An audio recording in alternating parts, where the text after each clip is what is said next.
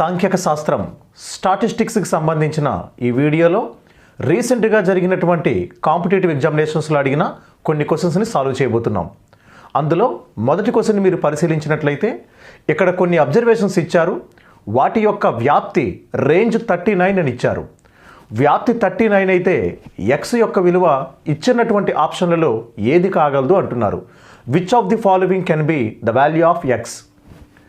ఇక్కడ ఇచ్చినటువంటి అబ్జర్వేషన్స్ని పరిశీలిస్తే 9, 13, 18, 21, 33, 46 అండ్ ఎక్స్ అనేటువంటి ఒక అబ్జర్వేషన్ కూడా ఇక్కడ ఉంది. ఈ మొత్తం దత్తాంశానికి రేంజ్ వ్యాప్తి 39 అవుతుంది. రేంజ్ అంటే ఏం చెప్పుకున్నాం? Greatest value minus least value. ఇచ్చినటువంటి దత్తాంశాలలో గరిష్ట దత్తాంశానికి కనిష్ట దత్తాంశానికి ఉన్నటువంటి వ్యత్యాసాన్ని వ్యాప్తి రేంజ్ అని అంటారు. సో ఇప్పుడు ఎక్స్ వాల్యూ ఫైండ్ అవుట్ చేయాలి అంటే ఇక్కడ ఇచ్చినటువంటి అబ్జర్వేషన్స్లో ఎక్స్ అనేది గరిష్ట విలువైనా అయి ఉండాలి లేదా కనిష్ట విలువైనా అయి ఉండాలి.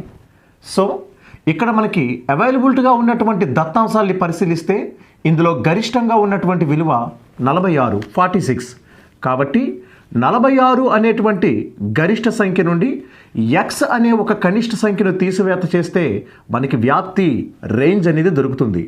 రేంజ్కి formula greatest value minus least value. ఇది ఎంత అవుతుందని చెప్పారు? 39.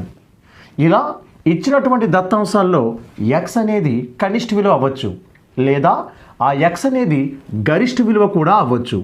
ఇన్ కేస్ ఎక్స్ అనేది అన్నింటికంటే గరిష్టమైనటువంటి దత్తాంశం అయితే మరి కనిష్ట దత్తాంశం ఏమవుతుంది?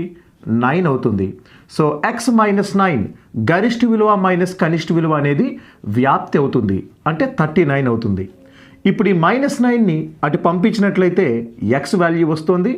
అది 39 + 9 48 అవుతుంది.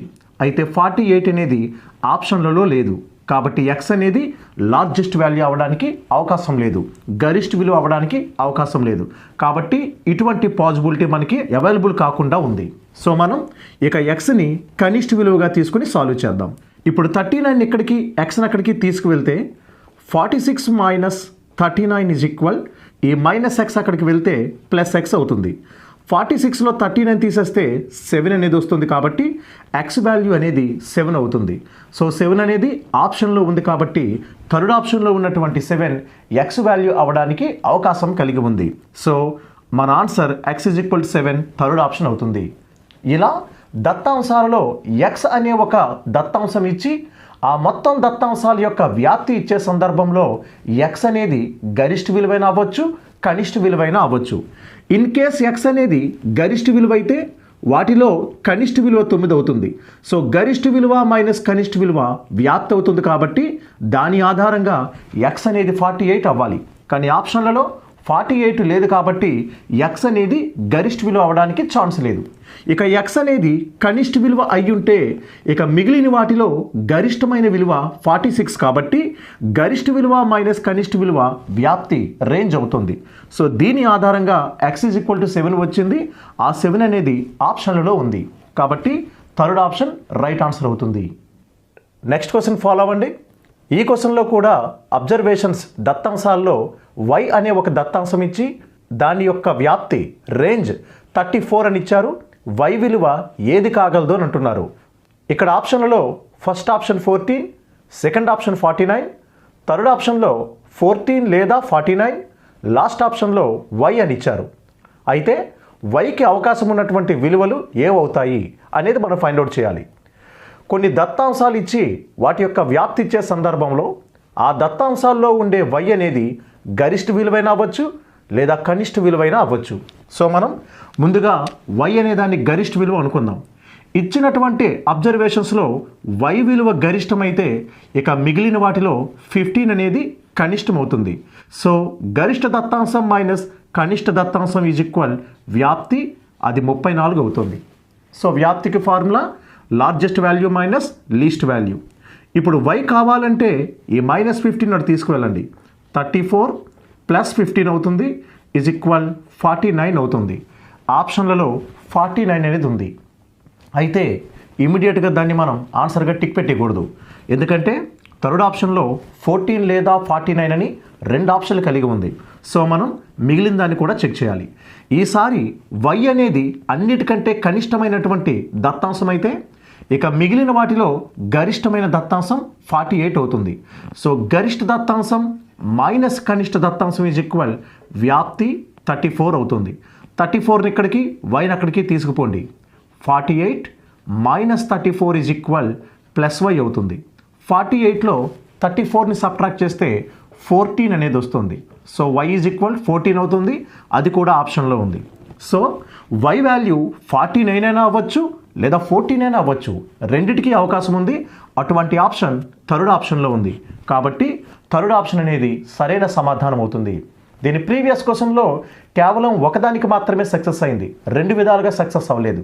కానీ ఇక్కడ ఆప్షన్లు బట్టి చూసినట్లయితే 49కు 14కు రెండిటికి అవకాశం ఉంది. కాబట్టి మనం థర్డ్ ఆప్షన్ని సరైన సమాధానంగా టిక్ పెట్టాం.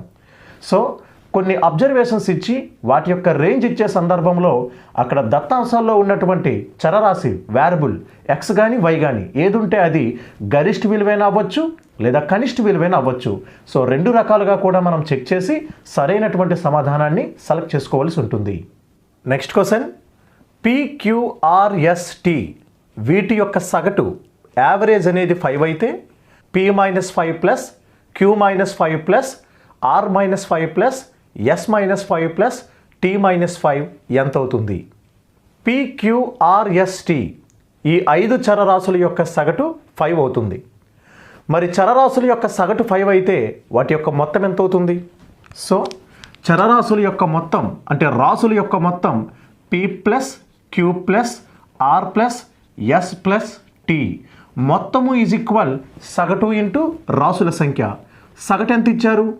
5 ఇచ్చారు. రాశుల సంఖ్య ఎంత? 5. కాబట్టి 5 5ల 25 అవుతుంది.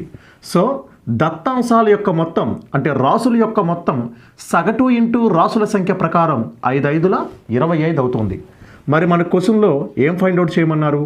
P-5 plus Q-5 plus R-5 plus S-5 plus T-5. ఇందులో PQRSTలు వీటన్నింటినీ కూడా ఒక దగ్గర రాద్దాం. P plus Q plus R plus S plus T. ఇంకా ఏం మిగిలాయి? 5 5 5 5 5 మిగిలాయి. 5లు మొత్తంగా 5 సార్లు ఉన్నాయి కాబట్టి 5 × 5 అని వేసుకుందాం. PQRST వీటన్నింటి యొక్క మొత్తం అంటే దత్తాంశాల యొక్క మొత్తం 25 అని ఇంతకుముందే మనం తెలుసుకున్నాం. 5 × 5 ఇక్కడ 5 సార్లు 5 కనబడుతుంది కాబట్టి 5 5s are 25 అవుతుంది. సో 25లో 25 తీసేస్తే ఇక 0 అనేది వచ్చింది. కాబట్టి P-5 plus Q-5 plus R-5 plus S-5 plus T-5 యొక్క టోటల్ వాల్యూ 0 అవుతుంది. So first option right answer అవుతుంది. మరోలా కూడా దీన్ని ఎక్స్ప్లెయిన్ చేసుకోవచ్చు. P plus Q plus R plus S plus T అంటే దత్తాంశాల యొక్క మొత్తం 25. అటువంటిది అన్ని దత్తాంశాల నుండి 5 చొప్పున తగ్గించాలి. సో ఒక్కొక్క దత్తాంశం నుండి 5 తగ్గిస్తున్నాము అంటే ఓవరాల్గా ఆ దత్తాంశాల యొక్క మొత్తంలో 5 సార్లు 5 తగ్గించబడుతుంది. అంటే 5 సార్లు కలిపి 25 తగ్గించబడుతుంది. ఆ రాశుల యొక్క మొత్తం 25లో 25 తగ్గించేస్తే 25 మైనస్ 25 0 అవుతుంది. సో అలా కూడా మనం గెస్ చేసి ఆన్సర్ టిక్ పెట్టవచ్చు. సో రాశుల యొక్క మొత్తం సగటు ఇంటూ సంఖ్య ప్రకారం 25 అవుతుంది. ఇక్కడ ఫైండ్ అవుట్ చేయమన్న దాంట్లో PQRSTలను సెపరేట్ చేసాం. ఇక 5 అనేది 5 టైమ్స్ సబ్ట్రాక్షన్ అవుతుంది కాబట్టి 5 × 5 రాసాం. సో 25లోండి 25 తీసేస్తే ఇక మిగిలింది 0 అవుతుంది. ఈ క్వశ్చన్ కొంచెం లాజిక్తో ఇచ్చారు. క్వశ్చన్ ఒకసారి జాగ్రత్తగా చూడండి. కొన్ని దత్తాంశాల యొక్క సగటు 10. ఆ దత్తాంశాల నుండి ఒక దత్తాంశాన్ని తొలగించినప్పటికీ వాటి యొక్క సగటులో ఎటువంటి మార్పు లేదు. No change in the average of remaining observations. అయితే తొలగించినటువంటి దత్తాంశం యొక్క విలువ ఎంత? What is the value of deleted observation? తొలగించినటువంటి దత్తాంశానికి విలువ అడుగుతున్నారు. కొన్ని దత్తాంశాల యొక్క సగటు ఇచ్చిన సందర్భంలో వాటి నుండి ఒక దత్తాంశాన్ని తొలగించినప్పటికీ మిగిలిన దత్తాంశాల యొక్క సగటులో ఏ విధమైనటువంటి మార్పు రాలేదు. ఇలా జరగాలి అంటే తప్పనిసరిగా తొలగించవలసినటువంటి దత్తాంశం విలువ కూడా సగటుకు సమానంగా ఉండాలి. సగటుకి సమానమైన దత్తాంశాన్ని తొలగిస్తేనే మిగిలినటువంటి రాసులపై ఏ విధమైనటువంటి ఎఫెక్టు పడకుండా వాటి యొక్క సగటు కూడా స్థిరంగా ఉండి 10గానే ఉంటుంది. కాబట్టి తొలగించవలసినటువంటి ఆ దత్తాంశం అనేది 10 అవుతుంది. కాబట్టి సెకండ్ ఆప్షన్ రైట్ ఆన్సర్. ఇక్కడ అబ్జర్వేషన్స్ యొక్క నెంబర్ అంటే దత్తాంశాల సంఖ్య n అనుకోండి. ఇప్పుడు దత్తాంశాల యొక్క మొత్తం సమ్ ఆఫ్ ది అబ్జర్వేషన్స్ చూసినట్లయితే సంఖ్య ఇంటూ సగటు అంటే n ఇంటూ 10 10n అవుతుంది. n అంటే రాసుల సంఖ్య, 10 అంటే సగటు. ఈ రెండింటిని గుణిస్తే 10n అవుతుంది. ఇప్పుడు మనం ఒక దత్తాంశాన్ని తొలగించాం. దత్తాంశాన్ని తొలగించిన తర్వాత మిగిలిన దత్తాంశాల సంఖ్య n-1. Remaining number of observations n-1.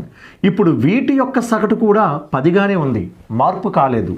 అయితే ఈ మిగిలినటువంటి రాసుల యొక్క మొత్తం చూసినట్లయితే రాసుల సంఖ్య ఇంటూ వాటి యొక్క సగటు ఈజ్ ఈక్వల్ 10n-10 అవుతుంది. ఈ రెండిటి యొక్క భేదమే తొలగించబడినటువంటి దత్తాంశం యొక్క విలువ అవుతుంది. మరి ఈ రెండింటికి మనం భేదం డిఫరెన్స్ తయారు చేసినట్లయితే 10nలోంచి అంటే ఈ మొత్తంలోంచి 10n-10ని తొలగించాలి. అంటే ఈ మొత్తాన్ని తొలగించాలి. 10n minus into 10n minus 10n minus into -10 plus 10. So cancel చేస్తే ఈ రెండిటికి మధ్య ఉన్న వ్యత్యాసం 10 అవుతుంది. అంటే తొలగించినటువంటి ఆ దత్తాంశం సగటుకి సమానమైన విలువ అవుతుంది. కాబట్టి ఇచ్చినటువంటి దత్తాంశాల నుండి సగటుకు సమానమైనటువంటి ఒక దత్తాంశాన్ని తొలగించినట్లయితే మిగిలిన దత్తాంశాల యొక్క సగటు కూడా అదే సంఖ్య అవుతుంది, ఎటువంటి మార్పుకి లోను కాదు. So second option right answer అవుతుంది. ఈ క్వశ్చన్ చాలా రకాల కాంపిటేటివ్ ఎగ్జామినేషన్స్లో రిపీట్ అవుతుంది. క్వశ్చన్ని జాగ్రత్తగా చూడండి. x మరియు 1/x వీటి యొక్క సగటు k అయితే x² 1/x² యొక్క సగటు యావరేజ్ ఎంత అవుతుంది? x మరియు 1/x యొక్క సగటు k అవుతుందట. మరి x 1/x యొక్క మొత్తం ఎంత అవుతుంది? దత్తాంశాల యొక్క మొత్తం రాసుల యొక్క మొత్తము ఈజ్ ఈక్వల్ సగటు ఇంటూ సంఖ్య. ఇక్కడ రాసుల సంఖ్య 2 కాబట్టి సంఖ్య 2 ఇంటూ వాటి యొక్క సగటు k. సో x + 1/x అనేది 2k అవుతుంది.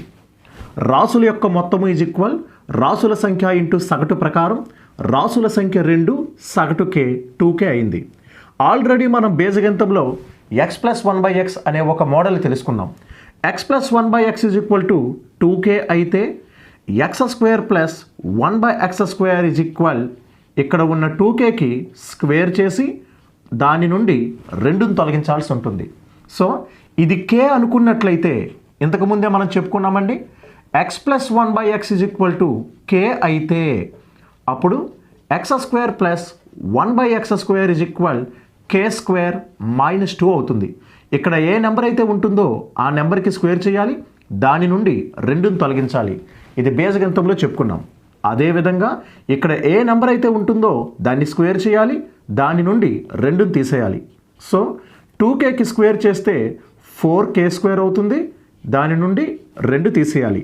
ఇది x² + 1/x². అంటే x² 1/x² అనే రాసుల యొక్క మొత్తం. కానీ మనల్ని ఫైండ్ అవుట్ చేయమంది x² 1/x² అనే రాసుల యొక్క సగటు. మరి ఆ రాసుల యొక్క సగటు యావరేజ్ కావాలంటే రాసుల యొక్క మొత్తాన్ని అంటే 4k² - 2ని రాసుల యొక్క మొత్తాన్ని రాసుల సంఖ్యతో భాగించాలి. రాసుల సంఖ్య 2, x² 1/x². మొత్తం 2 అబ్జర్వేషన్స్ ఉన్నాయి కాబట్టి ఈ మొత్తాన్ని 2తో భాగించాలి. సో రాసుల మొత్తము బై రాసుల సంఖ్య ఈజ్ ఈక్వల్ సగటు యావరేజ్ అవుతుంది. మరి 2తో ఈ రెండింటిని క్యాన్సిల్ చేస్తే 2k² - 1 మిగులుతుంది. 2 రెళ్ళు 2 1. కాబట్టి x² 1/x² యొక్క సగటు రాసుల మొత్తము బై రాసుల సంఖ్య ప్రకారం 2k² - 1 అవుతుంది. కాబట్టి ఫోర్త్ ఆప్షన్ రైట్ ఆన్సర్ అవుతుంది. x మరియు 1/x యొక్క సగటు యావరేజ్ k అయితే వాటి మొత్తం 2k అవుతుంది. ఆల్రెడీ మనం నేర్చుకున్నటువంటి కాన్సెప్ట్ ప్రకారం x² + 1/x² అనేది 2k² - 2 అంటే 4k² - 2 అవుతుంది. ఇది x² + 1/x² అంటే రాసుల మొత్తం. కానీ మనకి కావాల్సింది ఆ 2 రాసుల యొక్క సగటు. సో రాసుల మొత్తము బై రాసుల సంఖ్య ఈజ్ ఈక్వల్ సగటు 2k² - 1 అవుతుంది. ఫోర్త్ ఆప్షన్ రైట్ ఆన్సర్ అవుతుంది. చాలా ఎగ్జామినేషన్స్లో రిపీట్ అవుతున్నటువంటి క్వశ్చన్ ఇది. మీడియన్ మధ్యగతంపై లాజిక్తో ముడిపడే విధంగా ఒక క్వశ్చన్ ఎగ్జామినేషన్లో ఇచ్చారు. క్వశ్చన్ ఒకసారి చూడండి. ABCDE ఈ 5 దత్తాంశాల యొక్క మధ్యగతం K, మీడియన్ ఈజ్ K అన్నారు. అలాగే ABCDE ఇవన్నీ కూడా ఆరోహణ క్రమం అసెండింగ్ ఆర్డర్లో ఉన్నాయి.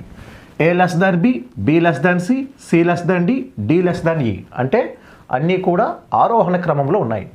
అలా ఆరోహణ క్రమంలో ఉన్నప్పుడు ఈ 5 దత్తాంశాల యొక్క మధ్యగతం మీడియన్ అనేది K అవుతుంది.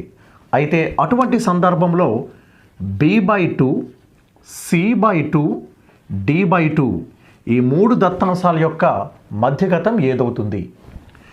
ABCDE ఈ 5 దత్తాంశాలు ఆల్రెడీ ఆరోహణ క్రమంలో ఉన్నాయి కాబట్టి వీటి యొక్క మధ్యగతం K అయితే అందులో ఉన్నటువంటి మధ్యస్థ 3 అబ్జర్వేషన్ల యొక్క మధ్యగతం కూడా K అవుతుంది. సో అంత్య విలువలు రెండింటినీ అటొకటి ఇటొకటి కొట్టి పారిస్తే ఇక మిగిలినటువంటి BCD ఈ మూడింటి యొక్క మధ్యగతం కూడా K అవుతుంది. ఓకేనా? సో మధ్యగతం యొక్క ధర్మాలలో మధ్యగతం అనేది అంత్యముల యొక్క ప్రభావానికి లోను కాదు. Does not effect by the extreme values. So అంత్య విలువల ప్రభావానికి ఈ మధ్యగతం లోను కాదు కాబట్టి ఇటొక అంత్య విలువ అటొక అంత్య విలువ రెండింటినీ తొలగించినట్లయితే ఇక మిగిలినటువంటి BCD ఈ 3 దత్తాంశాలకి మధ్యగతం K అవుతుంది. ఇప్పుడు దత్తాంశాల మీద ఏ విధమైనటువంటి మ్యాథమెటికల్ ఆపరేషన్ జరిగిందో వాటి యొక్క సగటు మధ్యగతం బాహుళకాల మీద కూడా అదే మ్యాథమెటికల్ ఆపరేషన్ జరుగుతుంది. సో BCDలను 2తో భాగిస్తున్నాం కాబట్టి వాటి యొక్క మధ్యగతాన్ని కూడా మనం 2తోటే భాగించాలి. సో BCDల యొక్క మధ్యగతం K అయితే B/2, C/2, D/2ల యొక్క మధ్యగతం K/2 అవుతుంది. కాబట్టి సెకండ్ ఆప్షన్ రైట్ ఆన్సర్ అవుతుంది. ఈ క్వశ్చన్ యొక్క కంపోజింగ్లో వారు ఉపయోగించుకున్నటువంటి ప్రిన్సిపల్ ఏంటంటే మధ్యగతం అనేది అంత్య విలువల యొక్క ప్రభావానికి లోను కాదు. Median is not affected by the extreme values. కాబట్టి ఈ 2 దత్తాంశాలని తొలగించినప్పటికీ మిగిలిన 3 దత్తాంశాలకి మధ్యగతం అనేది K అవుతుంది. ఇప్పుడు ఈ మూడింటి మీద ఏ మ్యాథమెటికల్ ఆపరేషన్ ఉంటుందో మధ్యగతం మీద కూడా అదే మ్యాథమెటికల్ ఆపరేషన్ ఉంటుంది. కాబట్టి ఈ మూడింటి యొక్క మధ్యగతం K/2 అవుతుంది. ఈ క్వశ్చన్ని సబ్జెక్ట్ బేస్ చేసుకుని అడగడం జరిగింది. కాబట్టి స్టాటిస్టిక్స్కి సంబంధించిన క్వశ్చన్స్ని మనం సాల్వ్ చేయాలంటే ఫార్ములాస్తో పాటు సబ్జెక్ట్ కూడా తెలుసుకోగలగాలి. సబ్జెక్ట్ రిఫ్లెక్ట్ అయ్యే విధంగా మధ్యగతం మీడియన్పై మరో అద్భుతమైనటువంటి క్వశ్చన్ని ఎగ్జామినేషన్లో అడిగారు. క్వశ్చన్ చూడండి. 33, 28, 20, 25, 34x వీటి యొక్క మధ్యగతం 29. ఆల్రెడీ మధ్యగతం ఇచ్చేశారు. అయితే x యొక్క గరిష్ట విలువ లార్జెస్ట్ వాల్యూ ఏమవుతుంది అని అడుగుతున్నారు. xకి గరిష్ట విలువ కావాలి. ఎప్పుడైనా దత్తాంశాలు ఇచ్చి అందులో ఒక చరరాశి xని కానీ వైని కానీ ఉంచి దానికి మధ్యగతం ఇచ్చే సందర్భంలో ఆ x యొక్క గరిష్ట విలువ కావాలంటే ముందుగా ఆ xని సెపరేట్ చేయాలి. ఈ xని సెపరేట్ చేసిన తర్వాత మిగిలినటువంటి దత్తాంశాలన్నింటినీ కూడా ఆరోహణ క్రమంలో ఏర్పాటు చేసినట్లయితే 20, 25, 28, 33, 34 వస్తుంది. సో చరరాశి x తప్ప మిగిలిన వాటన్నిటినీ ఒక క్రమంలో మనం ఏర్పాటు చేసినట్లయితే ఆ 5ంటికి ఆరోహణ క్రమం ఈ విధంగా ఉంది. ఇప్పుడు మధ్యస్థంగా వచ్చినటువంటి ఈ 28 అనేది ఈ దత్తాంశాలన్నిటికీ కూడా మధ్యగతం అవుతుంది. కానీ మనకి మధ్యగతం 29గా ఇచ్చారు. ఇంకా x అనేది మిగిలిపోయింది. ఇప్పుడు వీటికి వచ్చినటువంటి మధ్యగతానికి చరరాశిగా ఉన్నటువంటి xకి సగటు అనేది మనం తయారు చేస్తే అది 29కి సమానమవుతుంది. సో x + 28/2 రాసుల యొక్క మొత్తము బై రాసుల సంఖ్య ఈజ్ ఈక్వల్ 29 అవుతుంది. సో దీన్ని బట్టి x యొక్క గరిష్ట విలువని మనం సాల్వ్ చేసుకోవచ్చు. దీని ప్రీవియస్ క్లాసుల్లో మనం చెప్పుకున్నాం. మొత్తం రాసుల సంఖ్య 6 అనేది ఒక సరి సంఖ్య. సో రాసుల సంఖ్య సరి సంఖ్యలో ఉన్నట్లయితే n/2వ దత్తాంశం n/2 + 1వ దత్తాంశం ఈ 2 దత్తాంశాలకి సగటు తయారు చేసినట్లయితే అది వాటి యొక్క మధ్యగతం అవుతుంది అని చెప్పుకున్నాం. అదే రాసుల సంఖ్య బేసి సంఖ్యలో ఉన్నాయనుకోండి, ఇటు అటు మినహాయిస్తే మధ్యలో ఉండిపోయిందే మధ్యగతం అయిపోతుంది. కానీ ఎప్పుడైతే రాసుల సంఖ్య సరి సంఖ్యలో ఉంటుందో n/2 దత్తాంశం n/2 + 1 దత్తాంశం ఆ రెండింటికి సగటు తయారు చేస్తేనే మధ్యగతం అనేది వస్తుంది. ఇక్కడ n ఎంత? రాసుల సంఖ్య 6, 6లో సగం 3 అంటే 3వ దత్తాంశం, 3కు 1 కలిపితే 4వ దత్తాంశం. ఈ రెండిటి యొక్క సగటే మధ్యగతం అవుతుంది. సో 3వ దత్తాంశం 28. ఇక ఈ x అనేది ఇక్కడ వస్తుంది, అది 4వ దత్తాంశం అవుతుందన్నమాట. సో 3వ దత్తాంశానికి మిగిలిన x అంటే 4వ దత్తాంశానికి సగటు తయారు చేస్తే అది మధ్యగతానికి సమానమవుతుంది. ఇలా చేస్తేనే x యొక్క గరిష్ట విలువ అనేది దొరుకుతుంది. ఇప్పుడు x + 28 = 2 29ల 58 అవుతుంది. సో x అనేది కావాలంటే అది 30 అయితే 30 + 28 58 అవుతుంది. కాబట్టి x యొక్క గరిష్ట విలువ మ్యాక్సిమం వాల్యూ ఆఫ్ x అనేది 30 అవుతుంది. So 4th option right answer అవుతుంది. ఇది కూడా లాజిక్తో ముడిపడినటువంటి క్వశ్చన్, సబ్జెక్ట్ మీద డిపెండ్ అయిన క్వశ్చన్. ఎప్పుడైనా కొన్ని దత్తాంశాలు ఇచ్చి అందులో ఒక చరరాశిని ఇచ్చి మధ్యగతం కూడా ఇచ్చేసినట్లయితే అటువంటి సందర్భంలో x యొక్క గరిష్ట విలువ ఎగ్జాక్ట్ వాల్యూ మనం తయారు చేయట్లేదు, లార్జెస్ట్ వాల్యూ తయారు చేస్తున్నాం. సో x యొక్క గరిష్ట విలువ కావాలి అంటే ఆ x తప్ప మిగిలిన వాటన్నిటికీ మనం మధ్యగతం తయారు చేస్తే అది 28గా వచ్చింది. ఇప్పుడు xకి ఈ 28కి మనం సగటు తయారు చేస్తే ఆ సగటు ఈ దత్తాంశాల యొక్క మధ్యగతానికి సమానమవుతుంది. ఇక దాని నుండి x యొక్క గరిష్ట విలువని మనం సాల్వ్ చేయొచ్చు. సో x యొక్క గరిష్ట విలువ 30. అంతకంటే ఎక్కువగా x ఉండడానికి అవకాశం లేదు. ఇక్కడ స్క్రీన్పై కనబడుతున్నటువంటి ఈ తరహా క్వశ్చన్స్ కూడా రీసెంట్గా జరుగుతున్న ఎగ్జామినేషన్స్లో వస్తున్నాయి. ఇవి చాలా సులభమైనటువంటి క్వశ్చన్స్. క్వశ్చన్ ఒకసారి మనం పరిశీలిస్తే x/6, x/3, x/2, x/5, x/4 ల మధ్యగతం మీడియన్ 6 అయితే x/6 యొక్క వాల్యూ ఎంత అవుతుంది? వీటి యొక్క మధ్యగతం 6 అని ఇచ్చారు. మధ్యగతం అంటే ఇచ్చినటువంటి దత్తాంశాలని ఆరోహణ క్రమంలో అమర్చగా మధ్యస్థంగా వచ్చే విలువయే మధ్యగతం అవుతుంది. మరి వీటిని ఆరోహణ క్రమంలో అమర్చితే అన్నింటికంటే చిన్నది x/6 అవుతుంది.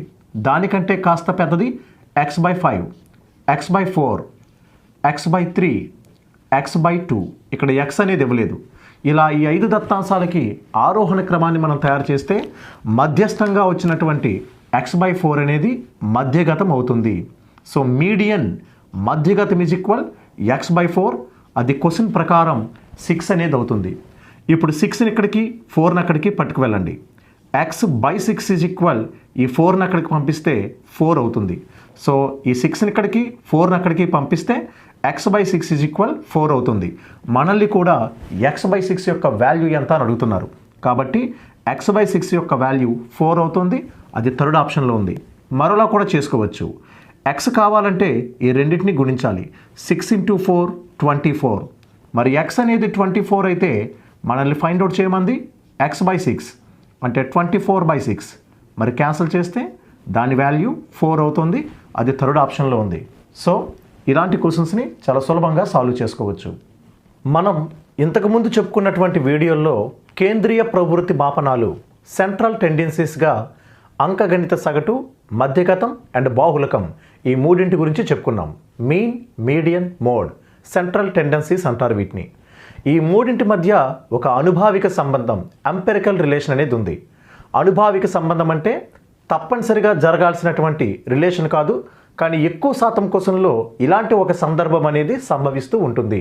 అటువంటి దాన్ని ఎంపెరికల్ రిలేషన్ అని చెప్తారు, అనుభావిక సంబంధం. మరి ఈ మూడింటి మధ్య ఉన్నటువంటి అనుభావిక సంబంధం ఏంటి అంటే బాహుళకం = 3 × మధ్యగతం -2 × సగటు. ఒకసారి రాస్తున్నానండి. బాహుళకం మోడ్ = 3 × మధ్యగతం, మధ్యగతాన్ని 3తో గుణించాలి, -2 × సగటు. So 3 × median -2 × mean = mode. So mode = 3 × median -2 × mean. ఇది ఈ మూడింటి మధ్య ఉన్నటువంటి ఎంపెరికల్ రిలేషన్.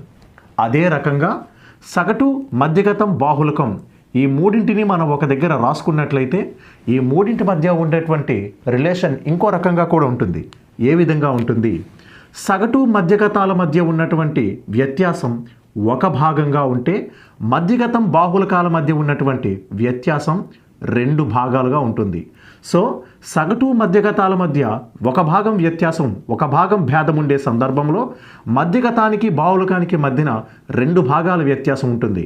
అంటే సగటు నుండి బాహుళకానికి 3 భాగాల వ్యత్యాసం ఉంటుంది. సో ఈ లాజిక్ను కూడా మనం గుర్తుపెట్టుకొని కొన్ని రకాల ప్రశ్నల్ని ఈజీగా సాల్వ్ చేయబోతున్నాం.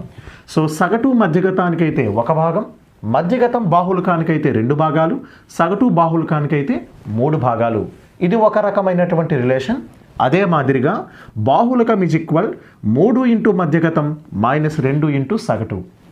కొన్ని ఎగ్జామినేషన్స్లో ఈ ప్రాపర్టీని బేస్ చేసుకుని క్వశ్చన్స్ అడుగుతారు. మరికొన్ని రకాల ఎగ్జామినేషన్స్లో ఈ ప్రాపర్టీని బేస్ చేసుకుని క్వశ్చన్స్ అడుగుతూ ఉంటారు.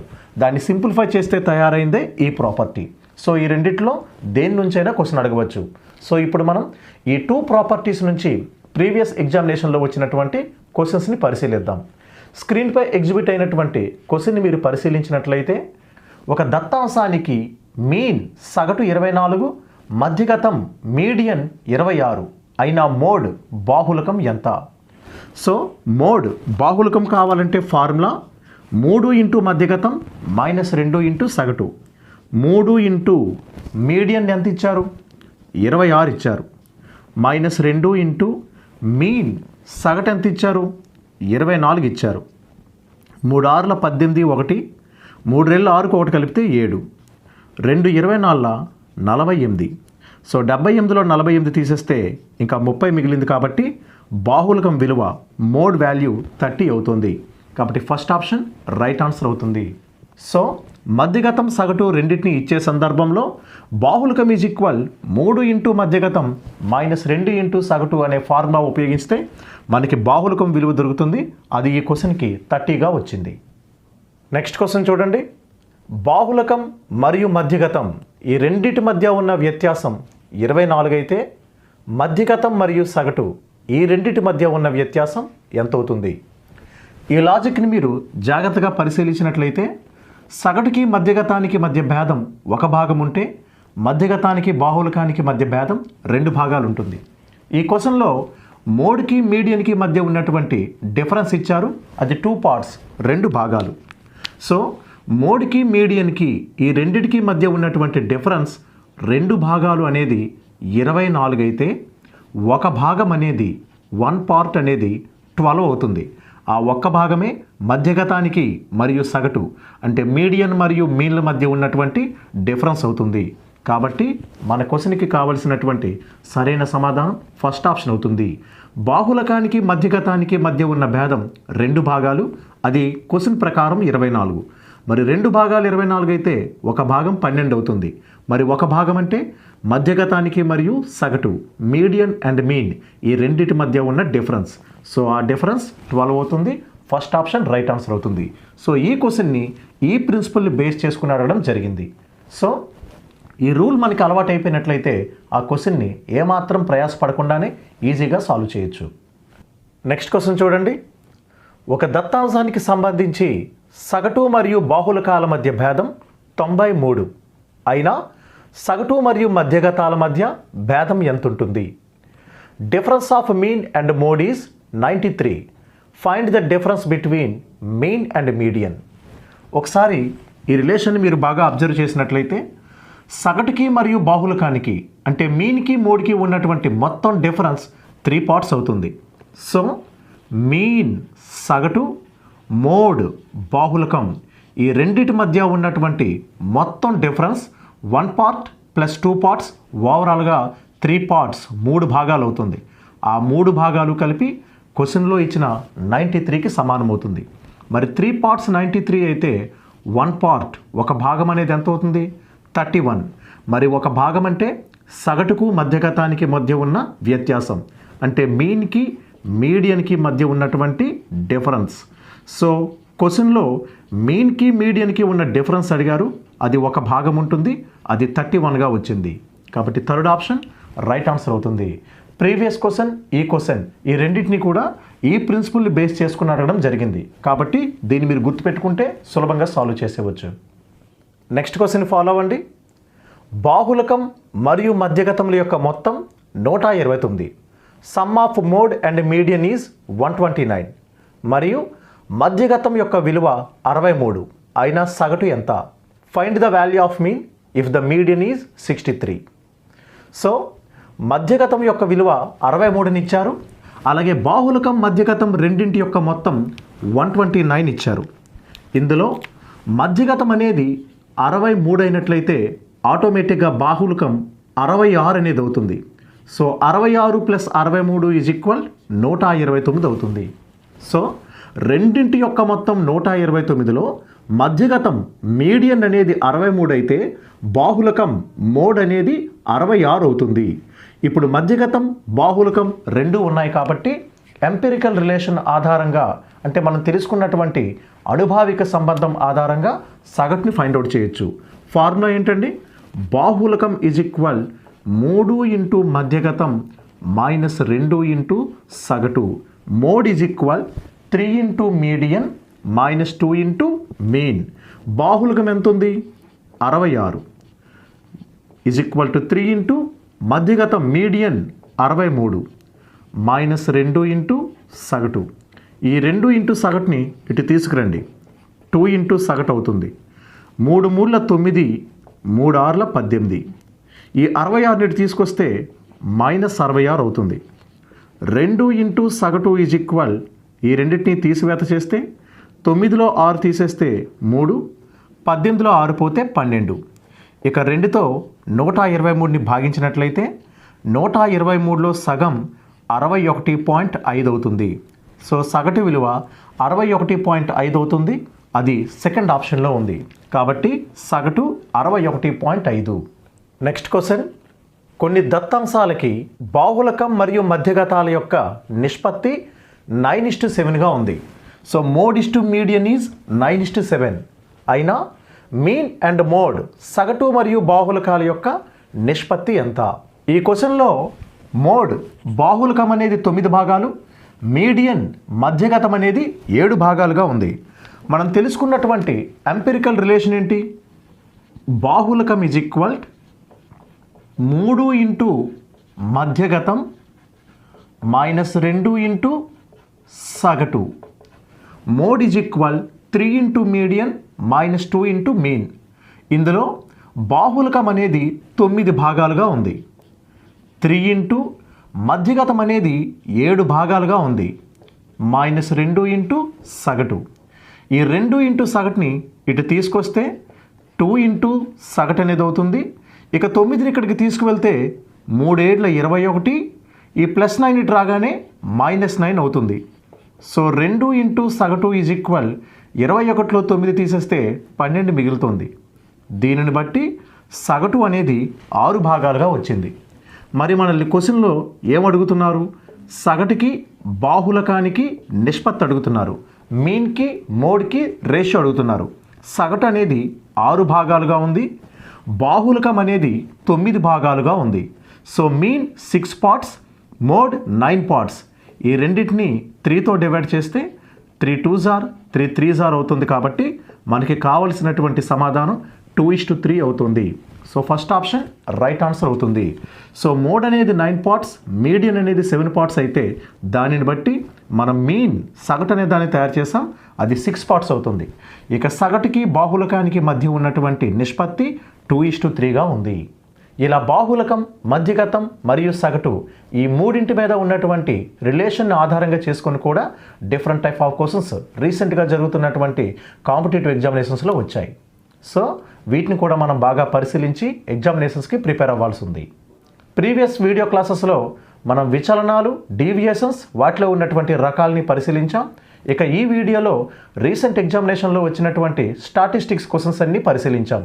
సో ఈ వీడియోస్లో ఉన్నటువంటి క్వశ్చన్స్ అన్ని మీరు బాగా ప్రాక్టీస్ చేసి యాప్లో ఉంచినటువంటి ఎగ్జామినేషన్ని అటెంప్ట్ చేయండి.